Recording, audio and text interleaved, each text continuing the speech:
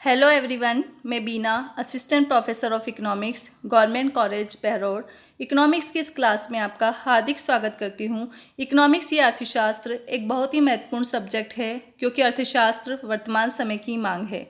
ये एक ऐसा सब्जेक्ट है जो कि आर्ट्स, कॉमर्स तथा साइंस तीनों स्ट्रीम्स में पढ़ाया जाता है, हालांकि इसका लेवल कुछ अलग अलग होता है। इकोनॉमिक्स को लेकर स्टूडेंट्स के मन में प्राय ये डर रहता है कि ये एक टफ सब्जेक्ट है और वो इसे हैंडल नहीं कर पाएंगे, इसलिए वो इसे ऑप्ट करने से कतराते हैं। नो डाउट ये एक टेक्निकल सब्जेक्ट है, लेकिन यदि आप थोड़ा भी कंसंट्रेट होकर इसकी स्टडी करते हैं तो ये आपके लिए बहुत ही ईजी हो जाएगा। साथ में ये एक बहुत ही स्कोरिंग सब्जेक्ट है, इसकी हेल्प से आप एग्ज़ाम में बहुत अच्छे मार्क्स स्कोर कर सकते हैं। इसके अलावा इकोनॉमिक्स का जो एक मोस्ट इम्पोर्टेंट बेनिफिट है वो ये है कि यदि आप इकोनॉमिक्स की स्टडी करते हैं तो जनरल स्टूडेंट्स के पास जो करियर अपॉर्चुनिटीज़ है, जैसे राजस्थान पुलिस, पटवार, बैंकिंग, एसएससी, आरएएस, आईएएस, ये तो आपके लिए अवेलेबल रहेगी ही। इसके अलावा आपके पास प्लस पॉइंट ये होगा कि आप बैंकिंग तथा एसएससी से रिलेटेड डिफरेंट एग्जाम्स में ज़्यादा अच्छे से परफॉर्म कर पाएंगे। यदि आप इकोनॉमिक्स की स्टूडेंट है तो इन जनरल अपॉर्चुनिटीज़ के अलावा आपके पास कुछ एक्स्ट्रा अपॉर्चुनिटीज़ भी होगी। जैसे यदि आपने ग्रेजुएशन में इकोनॉमिक्स लिया है तो आप कंपाइलर तथा इन्वेस्टिगेटर का एग्ज़ाम फाइट कर सकते हैं, और यदि आप एमए में इकोनॉमिक्स लेते हैं तो आप असिस्टेंट स्टैटिकल ऑफिसर और आईईएस यानी इंडियन इकोनॉमिक सर्विस का एग्ज़ाम भी फाइट कर सकते हैं। ये कुछ एक्स्ट्रा अपॉर्चुनिटीज़ है जो आर्ट्स में केवल इकोनॉमिक्स के स्टूडेंट्स के लिए ही अवेलेबल है। ये तो हुआ इकोनॉमिक्स का जनरल इंट्रो, यानी इकोनॉमिक्स सब्जेक्ट की इम्पोर्टेंस कि किस प्रकार इकोनॉमिक्स आपके लिए फ्रूटफुल और बेनिफिशियल साबित हो सकता है और किस प्रकार ये आपके करियर को नई ऊंचाइयां दे सकता है।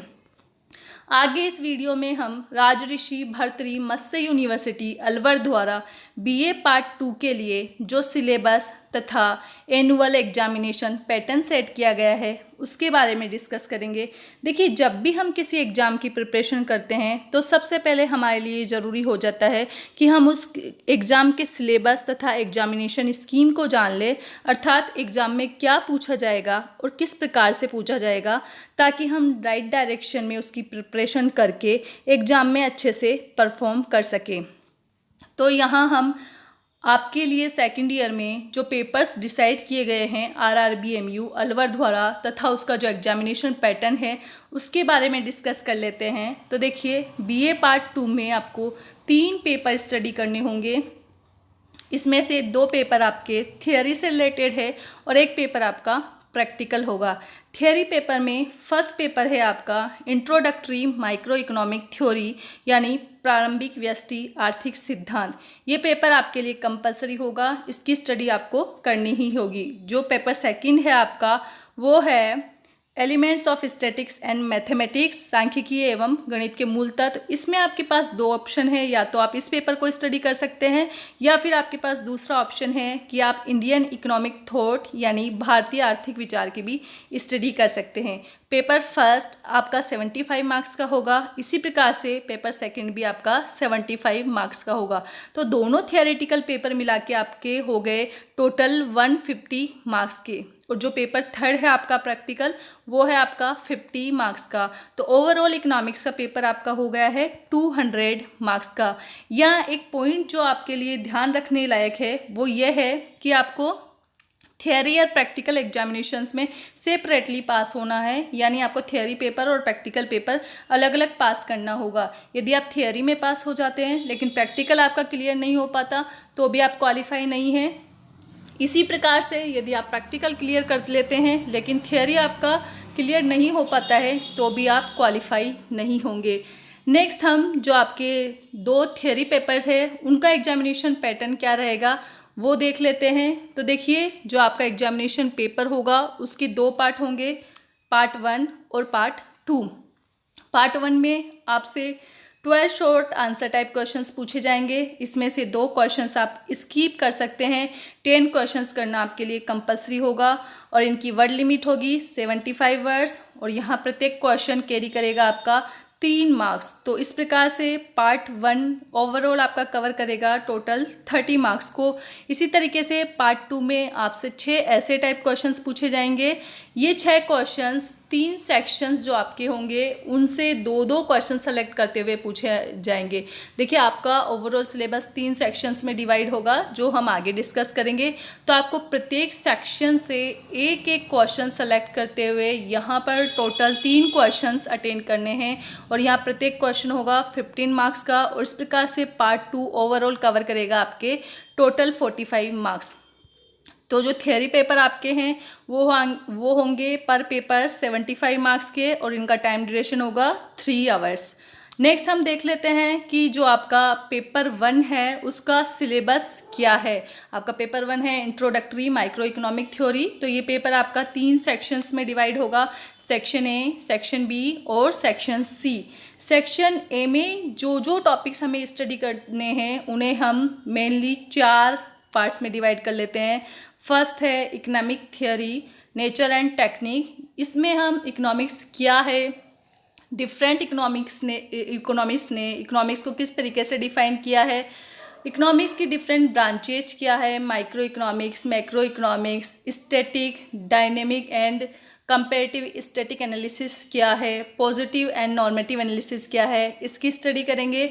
इसी प्रकार से जो नेक्स्ट है वो है थियरी ऑफ कंज्यूमर्स बिहेवियर यानी उपभोक्ता व्यवहार के सिद्धांत। इसमें उपभोक्ता के व्यवहार से संबंधित विभिन्न अवधारणाओं जैसे उपयोगिता के विभिन्न नियम और उपभोक्ता संतुलन आदि की स्टडी हम करेंगे। नेक्स्ट है इसमें इलास्टिसिटी ऑफ डिमांड। इसमें हम इलास्टिसिटी ऑफ डिमांड के कॉन्सेप्ट की और इसके डिफरेंट टाइप्स जैसे प्राइस इलास्टिसिटी, कीमत लोच, इनकम इलास्टिसिटी, आय लोच, क्रॉस इलास्टिसिटी, तिरछी लोच तथा इलास्टिसिटी ऑफ सब्स्टिट्यूशन यानी प्रतिस्थापन की लोच आदि की स्टडी करेंगे। इसके अलावा इस कॉन्सेप्ट की रिलेवेंस क्या है वो भी हम यहाँ देखेंगे। सेक्शन ए में लास्ट है आपका कंज्यूमर सरप्लस, उपभोक्ता की बचत। यह भी एक महत्वपूर्ण टॉपिक है जो कि यहाँ स्टडी किया जाएगा। नेक्स्ट हम चलते हैं सेक्शन बी की तरफ। तो सेक्शन बी में है आपके theory of production and cost. यहाँ हम उत्पादन और लागत के सिद्धांत देखेंगे। उत्पादन के सिद्धांतों में हम देखेंगे पहले उत्पादन फलन क्या होता है, उत्पादन के विभिन्न नियम क्या है जैसे law of variable proportion, returns to scale. इसके अलावा उत्पादक का संतुलन किस प्रकार से निर्धारित होता है। कॉस्ट में हम देखेंगे कॉस्ट क्या है, कॉस्ट के डिफरेंट टाइप्स क्या है, short term cost functions and curves क्या है, long term cost functions and curves क्या है। सेक्शन बी में नेक्स्ट है आपका market structure and price determination. तो यहाँ मार्केट के जो डिफरेंट टाइप के स्ट्रक्चर है जैसे perfect competition, imperfect competition, monopoly market. Imperfect competition के अगेन जो क्लासिफिकेशंस है मोनोपोलिस्टिक, ओलिगोपोली आदि का डिस्कशन करेंगे। इसके अलावा इन डिफरेंट टाइप्स के मार्केट्स में प्राइस का डिटर्मिनेशन किस प्रकार से होता है यानी वस्तु की कीमत किस प्रकार निर्धारित होगी वो भी हम यहाँ देखेंगे। लास्ट है आपका सेक्शन सी जो है आपका थियरी ऑफ डिस्ट्रीब्यूशन। यहाँ हम वितरण के सीमांत उत्पादकता सिद्धांत, लगान निर्धारण के विभिन्न सिद्धांत, इसी तरीके से लाभ और ब्याज निर्धारण के जो विभिन्न सिद्धांत है उनकी स्टडी करेंगे। तो ये तो हुआ आपका पेपर 1 का सिलेबस कि हमें पेपर 1 में क्या क्या टॉपिक स्टडी करने हैं। इसके बाद हम देखेंगे कि इन पेपर्स की स्टडी हमें करनी कहाँ से है यानी इसके लिए हमें कौन सी बुक्स रेफ़र करनी होगी। तो देखिए एक बात जो आपके लिए है नोट करने लायक वो ये है कि 1 वीक सीरीज किसी को भी नहीं लेनी है। आपको स्टडी कहाँ से करनी है, बुक से। आपको सिर्फ बुक ही पढ़नी है, 1 वीक सीरीज का कोई हेल्प आपको नहीं लेनी है। तो आप लोगों में से कई स्टूडेंट्स ऐसे हैं जो ये कहते हैं कि 11th-12th में हमारे पास इकोनॉमिक्स नहीं था, हमने ग्रेजुएशन में फ़र्स्ट टाइम ऑप्ट किया है। तो यहाँ हम जो बुक की बात करेंगे तो हम इनिशियल लेवल से हायर लेवल तक के बुक के बारे में डिस्कस करेंगे। तो देखिए जो इनिशियल लेवल पे आपको बुक स्टडी करनी है वो है आप TR जैन एवं VK ओरी की प्रारंभिक व्यष्टि अर्थशास्त्र की बुक पढ़े। ये बुक वैसे तो 11th-12th के स्टूडेंट्स को सजेस्ट की जाती है ताकि वो इकोनॉमिक्स की इनिशियल नॉलेज गेन कर सके, लेकिन आपके पास 11th-12th में इकोनॉमिक्स नहीं था, ग्रेजुएशन में आपने फर्स्ट टाइम इकोनॉमिक्स ऑप्ट किया है तो ये बुक आपके लिए भी हेल्पफुल रहेगी। नेक्स्ट आप स्टडी कर सकते हैं लक्ष्मी नारायण नाथुराम की व्यष्टि अर्थशास्त्र। ये ग्रेजुएशन लेवल की बुक है, इसे भी आप देख सकते हैं। यदि आप अपनी इकोनॉमिक्स की नॉलेज को और अधिक इन्हांस करना चाहते हैं और हायर लेवल की स्टडी आप यहाँ करना चाहते हैं तो आप देख सकते हैं H.L. आहूजा की उच्चतर आर्थिक सिद्धांत। ये तीनों बुक्स आपको इंग्लिश और हिंदी दोनों मीडियम में अवेलेबल हो जाएगी। लेकिन यदि आप प्योरली इंग्लिश मीडियम की बुक रेफर करना चाहते हैं तो आप देख सकते हैं HR वेरियन की इंटरमीडिएट माइक्रो इकोनॉमिक्स और इसी प्रकार से डी साल्वेटोर की माइक्रो इकोनॉमिक्स। ये बुक्स आपके लिए बहुत हेल्पफुल रहेगी और आपका जो सिलेबस है उसे आप इन बुक्स की हेल्प से अच्छे से कवर कर पाएंगे। इस वीडियो में सिर्फ इतना ही। नेक्स्ट वीडियो में हम देखेंगे कि जो पेपर 2 है आपका उसका सिलेबस क्या है, इसी प्रकार से पेपर 3 जो आपका प्रैक्टिकल है उसका सिलेबस क्या है और उसका एग्जामिनेशन पैटर्न क्या रहेगा। Thank you.